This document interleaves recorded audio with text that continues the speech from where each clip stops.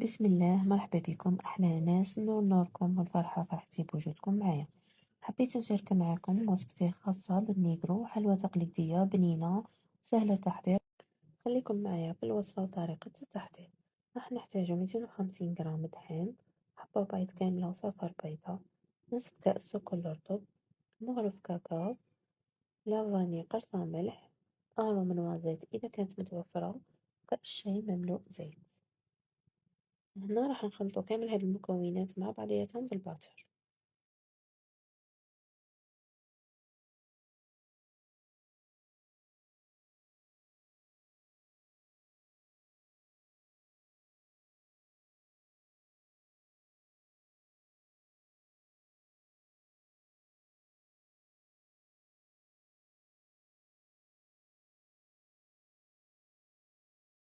بعدها راح نضيفو نصف كأس مايزينا والفرينة نلمو بيها.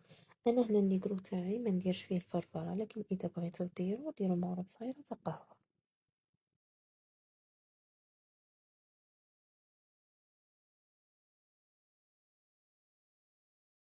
بعد ما لميت العجينة تاعي كنت حليتها بالحلال وطبختها على شكل قولون.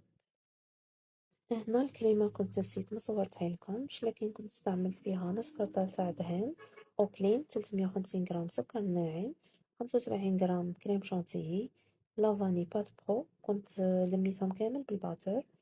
بعدها زدت منكه مرجان مغرف أو أي شوكولاتة اختي كانت متواجدة عندكم. في الجوانب تاعي كنت استعملت لا كريم وخلوص دوت كراميل. بعدها قلاصيتها بشوكولا نوار، والتزيين يبقى اختياري، كل واحدة واش متواجد عندها في البيت. وهكا نكونو كملنا وصفتنا لليوم. ما تنساوش تدعموني وتشتركوا في القناة باه يجيكم كل جديد. ربي يفتح عليكم أبواب الخير ويبارك في أوقاتكم. نتلاقوا في فيديو جديد إن شاء الله، في أمان الله.